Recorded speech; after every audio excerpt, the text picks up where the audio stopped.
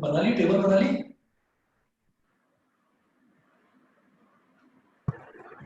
No sir, अभी नहीं बनाई। ठीक है ठीक है। तनिष्का बन गई?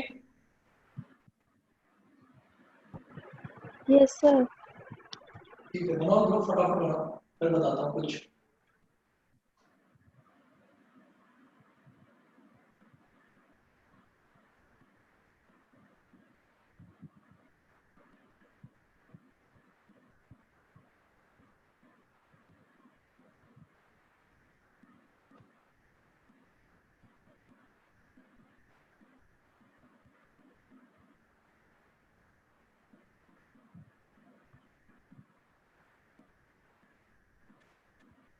हो गया? सर बस होने वाला है। ठीक है।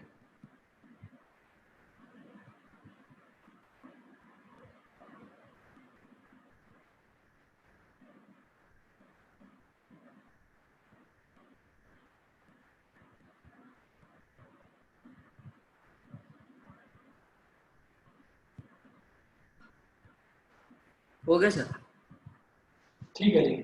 अब जरा देखिएगा, बहुत सारी ऐसी चीजें हैं जो हम ना बचपन से याद करते आए हैं, लेकिन अच्छे से ये टेबल देखोगे तो अच्छे से समझ में आ जाएगा कि कन्वर्जन जैसे हम करते हैं। जैसे फॉर एग्जांपल, मान लो कहीं पर भी ये लिखा हुआ है 1 km, 1 km, तो आप समझ जाते हैं km का मतलब होता है किलोमीटर, 1 किलोमीटर, है ना? तो अगर मान लीजिए कहीं पर भी लिखा हुआ है मान लो 5 किलोमीटर, अब किलोमीटर को अगर मीटर में कन्वर्ट करना होता है तो आप क्या करते हो? मान लो 5 किलोमीटर है तो 5 किलोमीटर में कितने मीटर होते हैं बताएंगे? 1000। 5 × 1000, है ना? तो हमें ये मालूम है कि 1 किलोमीटर में 1000 किलोमीटर होते हैं। अब आप ये टेबल देखो, यहाँ पर क्या लिखा है 10⁻3। 10⁻3 का मतलब होता है किलो, और किलो का सिंबल होता है के। तो अगर मान लीजिए कहीं पर लिखा हुआ है 5 km, तो km का मतलब किलोमीटर, है ना? अब इसको किस तरह से आप समझेंगे, इज इक्वल टू 5, ये जो k है, इस k का मतलब है किलो, और किलो का मतलब है 10⁻3, तो k की जगह लिख दो 10⁻3। किलो की जगह आपने लिख दिया 10⁻3, और फिर क्या बचा, आपने k की जगह तो लिख दिया 10⁻3, अब क्या बचा m, m मतलब मीटर ही तो बचा सिर्फ, और 10⁻3 क्या हो गया 1000, तो इस वजह से हम इसको बोल देते हैं 5000 मीटर। बताइए जी, क्लियर है? सर एक बार दोबारा समझा दीजिए। दोबारा बताता हूँ। जैसे हमने कहा 5 किलोमीटर, तो हम तो ये बचपन से पढ़ते आए हैं कि किलोमीटर के अंदर 1000 मीटर होते हैं। 1 किलोमीटर के अंदर 1000 मीटर होते हैं, ये हम बचपन से पढ़ते आए हैं। हाँ तो जी। उसके बाद क्या है कि जैसे 5 किलोमीटर है, तो किलोमीटर लिखा हुआ है तो क्या लिखा है km, हाँ तो जी। यहाँ पर k का मतलब होता है किलो, और k का मतलब क्या हो गया किलो, और इसका मतलब क्या हो गया 10⁻3। तो 5 क्या लिखा हुआ है 5 km, तो पहले लिखो 5, फिर k की जगह लिखो 10⁻3, और फिर आगे लिख दो m। तो 5 मल्टीप्लाइड बाई k, 5 k के साथ मल्टीप्लाइड हो रहा है, यानी कि 10⁻3 के साथ मल्टीप्लाई हो रहा है। 10⁻3 का मतलब क्या होता है 1 के आगे 3 जीरो, यानी कि 1000, तो 5 मल्टीप्लाइड बाई 1000 कितना हो गया 5000 मीटर। मीटर। समझ गए? समझ गए, बताओ। हाँ चलिए जी अब सर। देखते हैं। अब इसके बाद आगे की कहानी देखिए। आगे की कहानी क्या है कि अगर मान लो कहीं पर लिखा हुआ है सीएम, तो सीएम का मतलब होता है सेंटीमीटर। अगर सेंटीमीटर को मीटर में कन्वर्ट करना है ना, सेंटीमीटर को मान लो मीटर में कन्वर्ट करना है, तो क्या करेंगे? मान लो लिखा हुआ है 2 cm, तो सी का मतलब क्या हो गया सेंटी, है ना? सी का मतलब हो गया सेंटी, और सेंटी का मतलब होता है 10⁻²। तो 2 मल्टीप्लाइड बाई, अब 2 मल्टीप्लाई बाई सी, सी का मतलब क्या है बेटा 10⁻², और आगे m एज तो फिर दोगे। तो ये जो 10⁻²है, ये डिनोमिनेटर में जाकर क्या हो जाएगा 10⁻², और 10⁻² क्या होता है 100, तो 2/100 या मीटर, इसको मैं बोल दूंगा 0.02 मीटर। समझ गए? तो हमने तो इसको इस तरीके से याद करा है कि जो सेंटीमीटर होता है, सेंटीमीटर को अगर मीटर में कन्वर्ट करना है तो 100 से डिवाइड करना है, ठीक है, वो भी ठीक है। लेकिन क्या है कि आप ब्रॉड सेंस में ये टेबल याद रखिएगा, इस टेबल से आपको थ्रू आउट फिजिक्स कहीं कोई दिक्कत नहीं आने वाली। ये जो पहला चैप्टर है ना हमारा, ये पहला चैप्टर हमें यही समझाता है कि पूरी फिजिक्स में मुझे कौन कौन सी यूनिट्स यूज करनी है और किस किस तरीके से यूज करनी है। फॉर एग्जाम्पल, अगर कहीं पर मुझे ये लिखा हुआ दिखाई दे जाए 10 की पावर -6, मान लीजिए हमारे पास ऐसा आ जाए, कहीं पर ऐसे लिखा हुआ आ जाए कि 4 मल्टीप्लाइड बाई 10 की पावर -6 मीटर, तो आप इसको क्या करेंगे, या 4 मल्टीप्लाइड बाई 10 की पावर -6 जी, जी का मतलब ग्राम है ना, जी का मतलब ग्राम हो गया। तो अगर इस तरीके से लिखा हुआ कहीं दिखाई दे जाए तो आप क्या कहेंगे, 10 की पावर -6 का मतलब होता है माइक्रो, माइक्रो का सिंबल होता है म्यू, म्यू। तो आप क्या लिखेंगे इसको, आप इसको लिख देंगे 4 म्यू जी, म्यू जी का मतलब माइक्रोग्राम, 4 माइक्रोग्राम। ऐसे ही आपने सुना होगा जो कंप्यूटर्स में जो हार्ड डिस्क होती है, उस हार्ड डिस्क की आप जितनी ये बोलते हैं कि उसकी जो यूनिट है, जैसे आपने कहा कि ये कितनी है भाई 500 जीबी की है, तो बी का मतलब होता है बाइट और जी का मतलब क्या होता है गीगा, है ना। तो ये गीगा आपने देख लिया कि गीगा का मतलब क्या है 10 की पावर 9, ठीक है। और अगर मान लो कहीं पर लिखा हुआ है 500 जीबी, अगर लिखा हुआ है 500 जीबी, तो इसमें जी का मतलब क्या है, जी का मतलब है बेटा गीगा, गीगा मतलब 10 की पावर 9। तो 500 मल्टीप्लाइड बाई 10 की पावर 9 क्या, बाइट्स, ये हो गया, ठीक है ना। अब इसी तरीके से आप ये देखिएगा कि हमने देखा कि हमारे पास जो हार्ड डिस्क है, हमारे पास जो सर उस हार्ड केस में क्या करना है? डिस्क, किसमें, सर जब मान लीजिए हमें जीबी दे रखा है और हमें ये नहीं पता कि हमें बाइट्स निकालना है, तो क्या करना है? तो कोई बात नहीं भाई, अगर जीबी हमें दे रखा है 500 जीबी है, अगर हमसे बाइट्स निकालने के लिए बोला जाए तो ठीक है, नहीं तो ऐसे ही लिखा रहने दो 500 जीबी, ठीक है, समझ गए। Yes sir.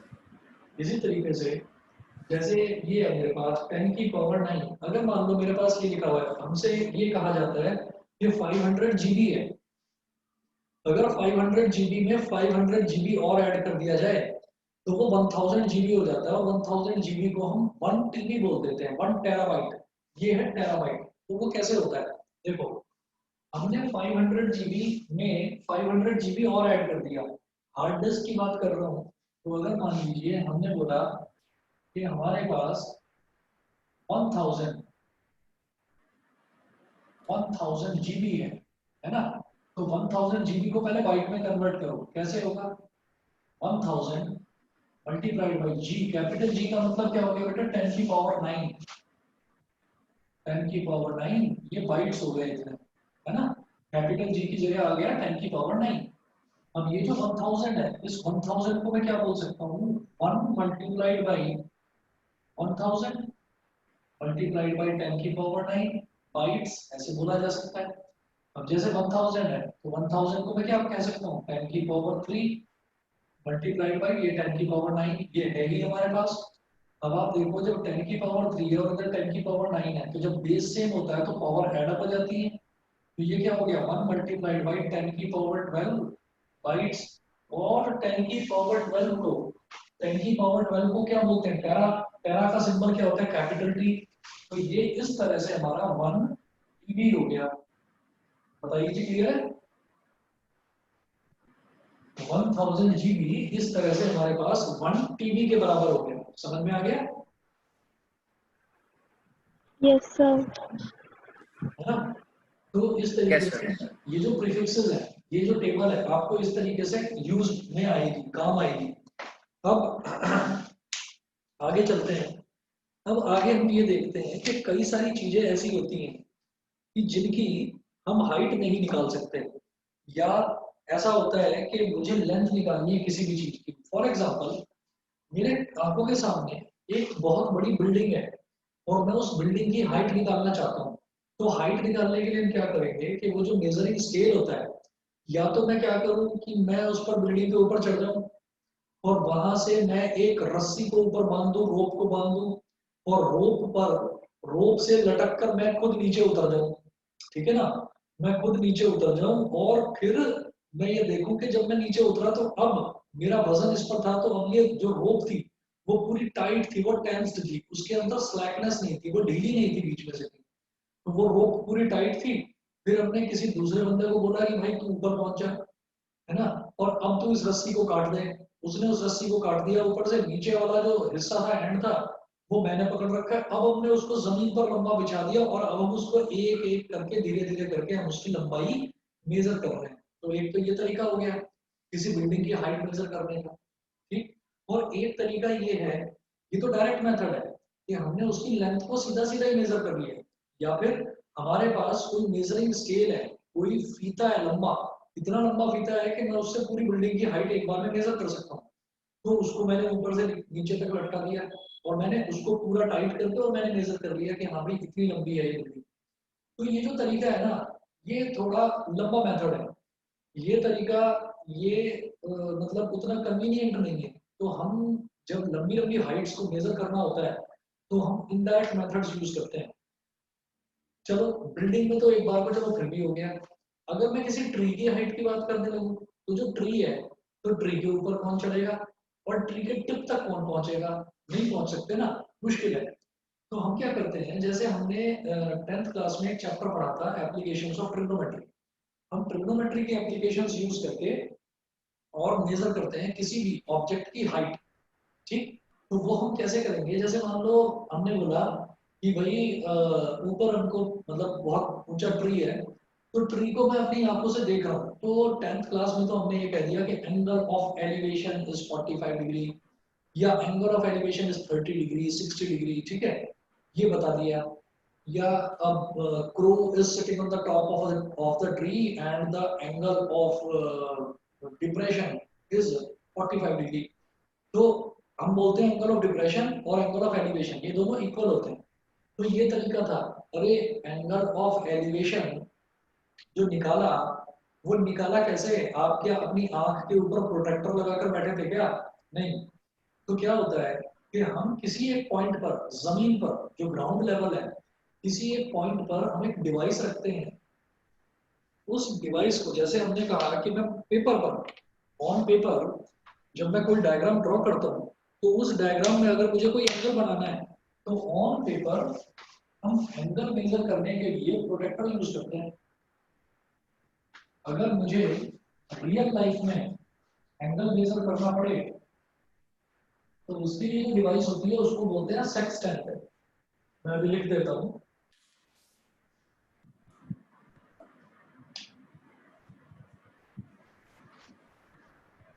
SEX, sex, TANT, tent. Sextant is a device used for measuring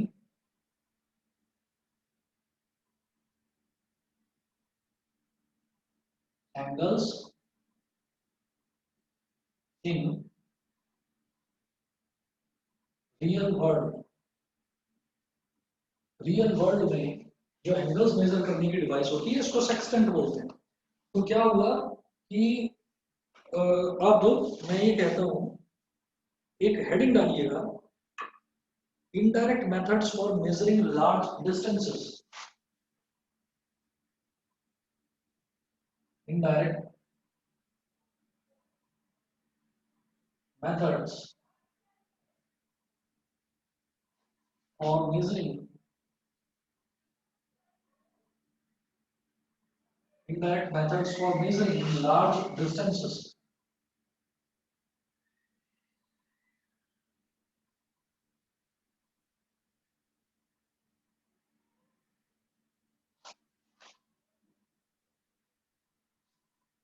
Indirect methods for measuring large distances.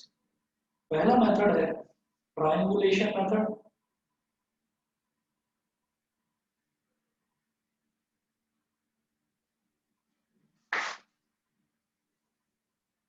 Triangulation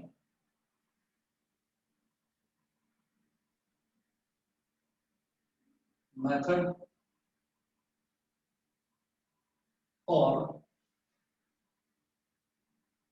measuring the height of an accessible object. Triangulation method for measuring the height of an accessible object. ठीक है, accessible object का मतलब क्या है? एक ऐसा object जो मेरी पहुंच में है, मैं जिसको देख सकता हूं अपनी खुली आंखों से। अगर एक ट्री है तो उस ट्री को पूरा नीचे से लेकर ऊपर तक मैं देख सकता हूँ। अगर एक टॉवर है तो उसको नीचे से लेकर ऊपर तक मैं देख सकता हूँ। तो हम क्या करते हैं, हम ग्राउंड पर एक डिवाइस लगाते हैं सेक्सटेंट, और सेक्सटेंट से हम उसको बिल्कुल ऊपर, हम उसका एंगल ऑफ एलिवेशन मेजर कर लेते हैं। इस तरीके से देखिएगा, मैंने कहा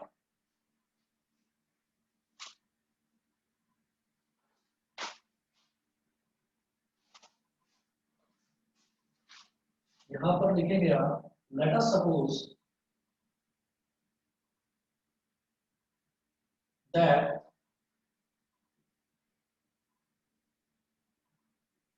let us suppose that there is a tree,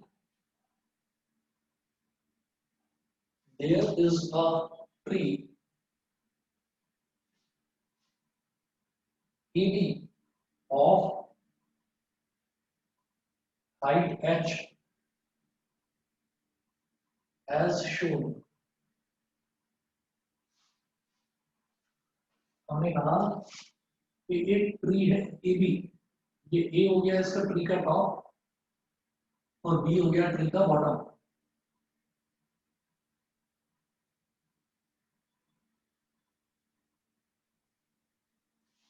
और ये पॉइंट है पॉइंट C। तो at a point C we measure the angle of elevation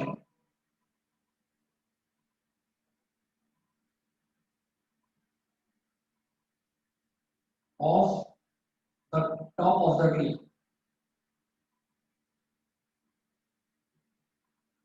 with the help of a sextant. With the help of a sextant.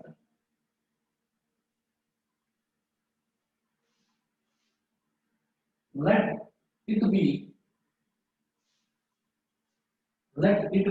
Theta. ये theta है।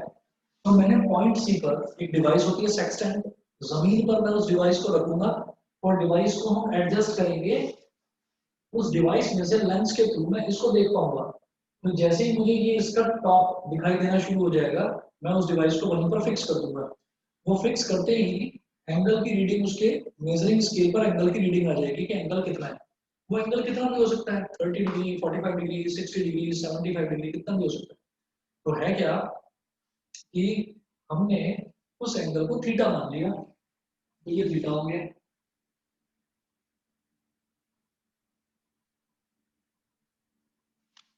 ये angle हो गया theta.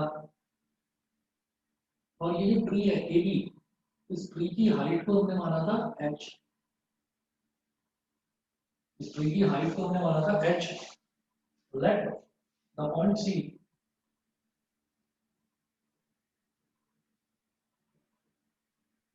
be at a distance small x from the bottom of the tree।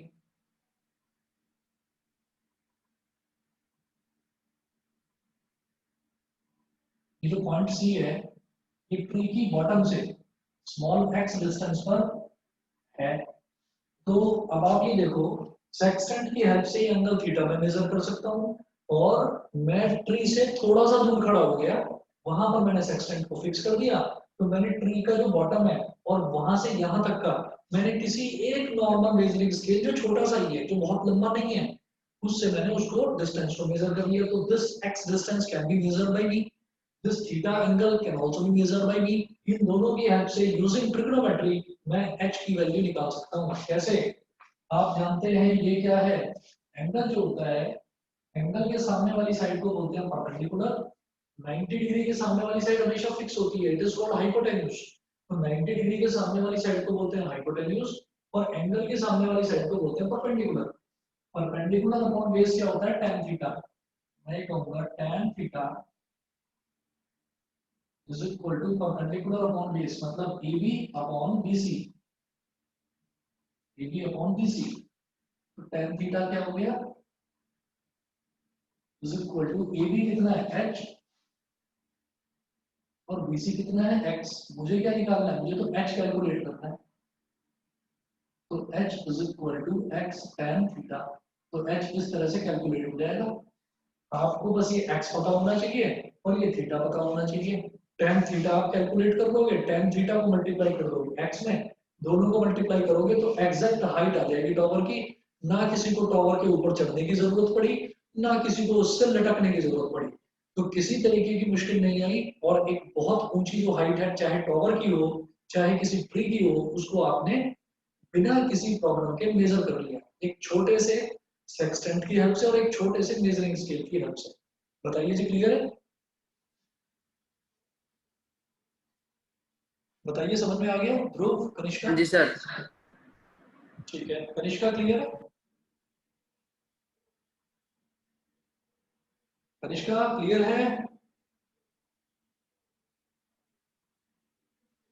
चलिए जी, अगला देखते हैं। ये तो था triangulation method for measuring the height of an accessible object.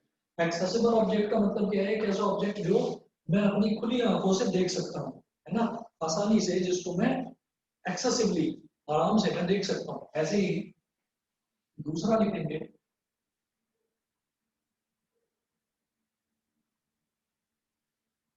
Triangulation method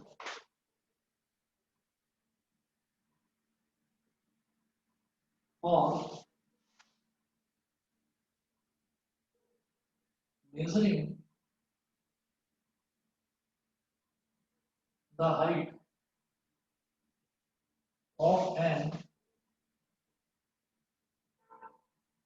inaccessible object।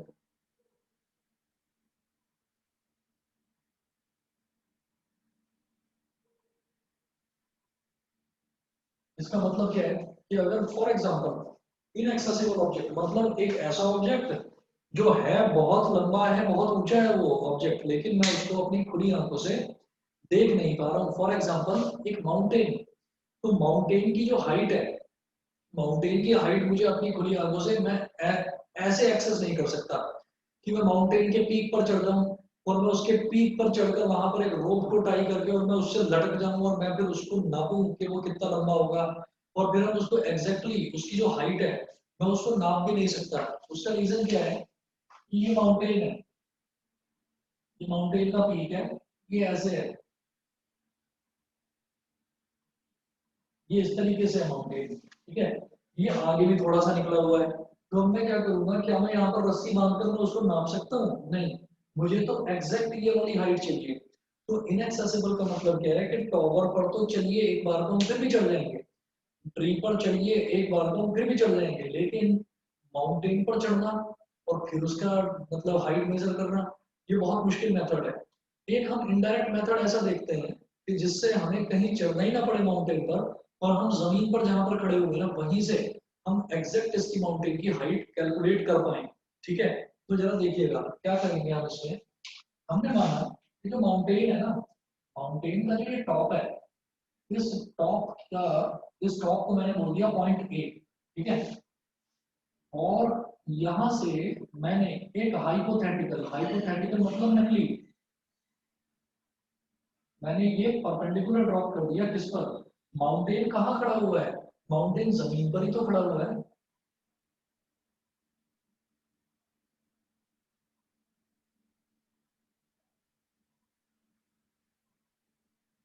Mountain जमीन पर खड़ा हुआ है ना।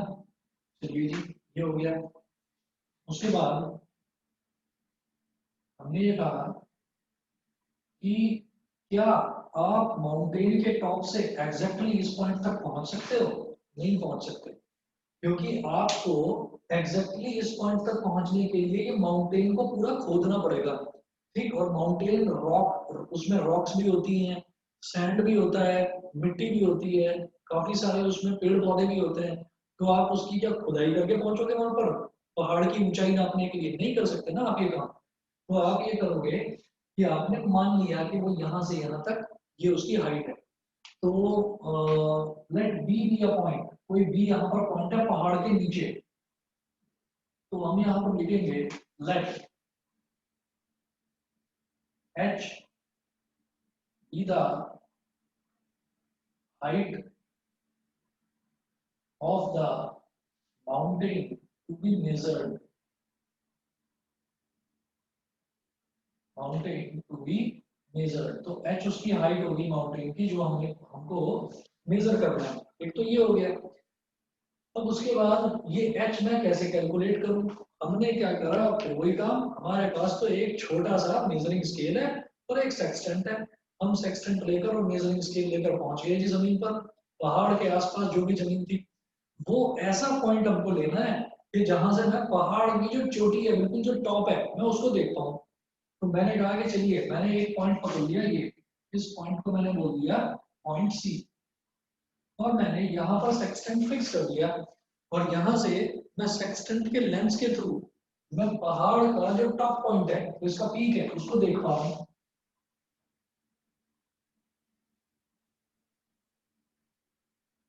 यहाँ से ये हो गया। इस पॉइंट को, यहाँ पर जो एंगल बना रहा है सेक्सटेंट, उसको मैंने बोल दिया थीटा 1। अब सवाल ये उठता है कि ये बी तो पहाड़ के अंदर है, तो उस तक पहुंचने के लिए तो मुझे इसको खोदना पड़ेगा, और अगर मैं इसको खोदूंगा तो पहाड़ ही गिर जाएगा नीचे, है ना? तो इसका मतलब क्या है कि भाई मैं यहाँ तक नहीं पहुंच सकता, तो हम कहेंगे चलो कोई बात नहीं, बी एक पॉइंट है जो पहाड़ का बॉटम है, और पहाड़ के बॉटम से जो सी है ना, सी तक की दूरी, पहाड़ के बॉटम से सी तक की जो दूरी है उसको मैंने कुछ मान लिया। फॉर एग्जाम्पल मैंने इसको मान लिया एक्स। ये डिस्टेंस मेरे पास है नहीं, मैंने इसको मान लिया एक्स। बहुत बढ़िया। चलिए जी, ये वाला पॉइंट हमारा हो गया क्या, सी। फिर मैंने क्या करा, यहां से मैंने एंगल मेजर कर दिया, एंगल मेरे पास है तो मैंने मेजर कर दिया। अब मैंने क्या करा, अब मैं यहां से खिसक कर यहाँ आ गया, थोड़ा सा दूर चला, और यहाँ पर मैंने सेक्सटेंट को फिक्स कर दिया, और यहाँ से मैंने एंगल मेजर करा। इस पॉइंट को बोल दिया मैंने डी।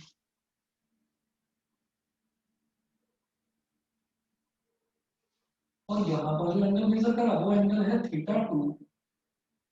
तो भाई ये पॉइंट सी, ये तो जमीन पर है ना, और ये पॉइंट डी, ये भी जमीन पर है, तो सी और डी के बीच का डिस्टेंस तो मैं मेजर कर सकता हूँ, बोलो।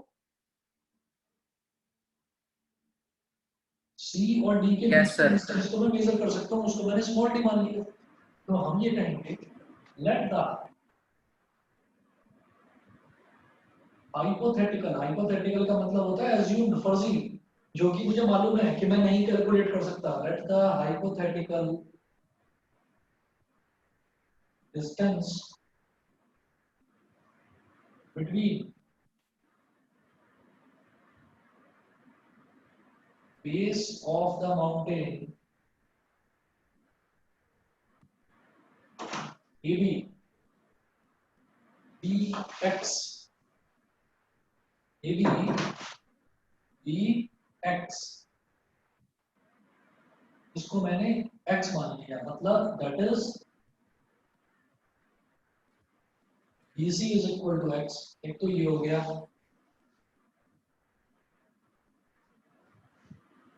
दूसरा देखिएगा,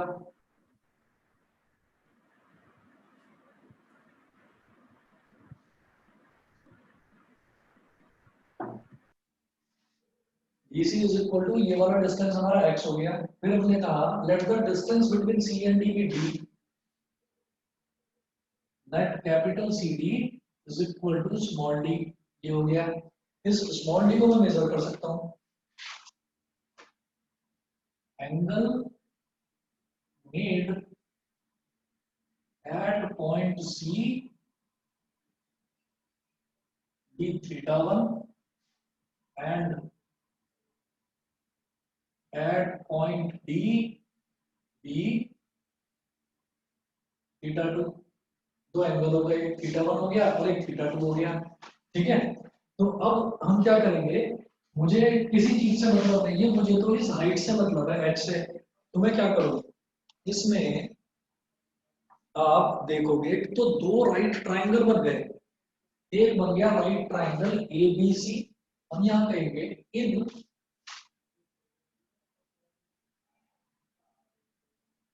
ट्राइंगल एबीसी। ट्राइंगल एबीसी में ये ये थीटा वन है। तो आप क्या करो, आप tan मत कैलकुलेट करो, यहाँ पर cot कैलकुलेट कर दो। cot क्या होता है, देखो ये 90 डिग्री है, 90 डिग्री के सामने वाली साइड, अगर मैं ट्राइंगल ए बी सी की बात कर रहा हूँ तो 90 डिग्री के सामने वाली साइड क्या कहलाएगी, हाइपोटेन्यूज। थीटा के सामने वाली साइड परपेंडिकुलर, और जो साइड बची उसको हम बेस बोलते हैं। तो cot थीटा वन क्या हो जाएगा, बेस अपॉन परपेंडिकुलर, यानी कि cot theta one is equal to BC upon AB. Triangle ABC cot theta one is equal to BC upon AB, मतलब cot theta one is equal to BC कितना है, BC है x, और AB कितना है, ये जो हाइट है ये है h, x अपॉन h। ये आ गया मेरे पास cot थीटा वन, ठीक है। इसको बोल दीजिए इक्वेशन नंबर वन। अब एक दूसरा राइट ट्राइंगल है, कौन सा, ए बी और डी तक, ये दूसरा राइट ट्राइंगल। तो मैं कहूंगा in triangle A B D, बड़े ट्राइंगल में जो ये पूरा बड़ा ट्राइंगल बन रहा है, तो समझ में आ रहा है ना। सर एक बार दोबारा समझा दीजिए ट्राइंगल एबीसी। ठीक है, ट्राइंगल ए बी सी देखो, ये है मेरे पास ट्राइंगल ए बी और सी। तो इसमें ये 90 डिग्री का एंगल है, 90 डिग्री के सामने वाली जो साइड होती है ये ए सी, तो हाइपोटेन्यूज हो गया। जो साइड बची वो बेस और एंगल के ठीक सामने वाली साइड ही हमेशा परपेंडिकुलर ली जाती है। तो थीटा वन के ठीक ऑपोजिट वाली साइड कौन सी है, ए बी। तो ए बी तो हो गया परपेंडिकुलर और बी सी हो गया बेस। मैं कॉट निकाल रहा हूँ, कॉट का फॉर्मूला होता है बेस अपॉन परपेंडिकुलर। तो cot theta one is equal to B C upon A B, B C upon A B. B C क्या है, एक्स, और ए बी क्या है, एच, एक्स अपॉन एच। समझ गए। Yes sir. और उसके बाद देखो इन ट्राइंगल एबीडी, अब मैं एबीडी की बात कर रहा हूँ, यहाँ एंगल क्या है, थीटा टू, 90 डिग्री, ये रहा 90 डिग्री के सामने वाली साइड तो है हाइपोटेन्यूज, उसको तो छोड़ दो। मैं cot थीटा टू निकालना चाहता हूँ, cot थीटा टू। भाई cot थीटा टू क्या हो जाएगा, फिर से वही बेस अपॉन परपेंडिकुलर। अब बेस क्या है ट्राइंगल एबीडी में, बी से लेकर डी तक, तो बीडी अपॉन एबी, है ना। तो आप देखिएगा cot थीटा टू क्या हो गया। अब जरा देखिए ये BD क्या है, ये BD है x प्लस डी, ये पूरी लेंथ है x plus D, x plus D. और अपॉन AB क्या है, AB है स्मॉल h। तो ये मेरी हो गई इक्वेशन नंबर टू। बताओ क्लियर, चले आगे। Yes sir. ठीक है, अच्छा जी। अब इसके बाद में मुझे क्या देखना है इसमें कि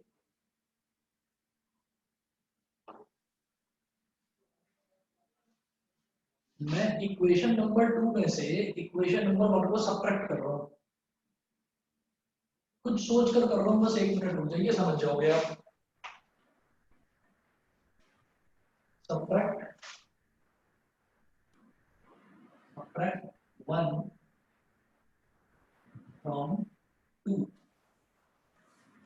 इक्वेशन नंबर 1 को आप 2 में से सब्ट्रैक्ट कर दीजिए, ठीक है। तो क्या हो जाएगा, cot theta two minus cot theta one, मतलब LHS में से LHS सब्ट्रैक्ट होगा, RHS में से RHS सब्ट्रैक्ट होगा।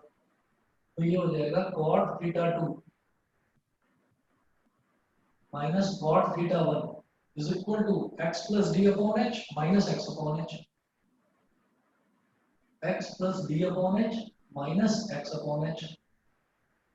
तो cot theta two minus cot theta one, देखो जब डिनोमिनेटर सेम होता है तो एलसीएम लेने की जरूरत नहीं होती, है ना। तो cot theta two minus cot theta one, ये क्या हो जाएगा, इधर ये भी h है, ये भी h है, h आ गया डिनोमिनेटर कॉमन, और x plus d minus x, अब माइनस एक्स से प्लस एक्स कर दिया, तो cot theta 2 minus cot theta 1 is equal to d upon h. Cross multiplication करो तो क्या हो जाएगा, h multiplied by cot theta 2 minus cot theta 1 is equal to d. ये जो cot theta 2 minus cot theta 1 है डी के नीचे चला जाएगा, तो h is equal to d upon cot theta 2 minus cot theta 1। क्या निकल गया, हाइट निकल गई माउंटेन की, माउंटेन की हाइट है h, और ये जो डिस्टेंस है d, इसको मैं जो मेजरिंग स्केल है ना, मेजरिंग स्केल से इसको मेजर कर सकता हूँ। थीटा 1 मैं कैलकुलेट कर सकता हूँ, थीटा 2 मैं कैलकुलेट कर सकता हूँ, और कॉट थीटा 2 और कॉट थीटा 1 ये भी मैं कैलकुलेट कर सकता हूँ। तो जब मैं कॉट थीटा 2, कॉट थीटा 1 और d इनको आसानी से मेजर कर सकता हूँ, तो पहाड़ की ऊंचाई नापने के लिए पहाड़ पर चढ़ने की क्या जरूरत है, बताइए, समझ में आ गया? Yes sir. अनुष्का क्लियर है?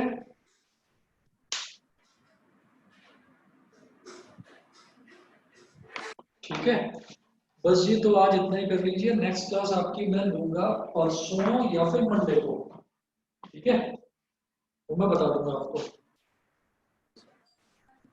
ठीक है, कल शाम को वही 9 बजे आपकी क्लास होगी ही, जो होती है रेगुलर क्लास होती है 9 बजे, वो वाली क्लास होगी ही।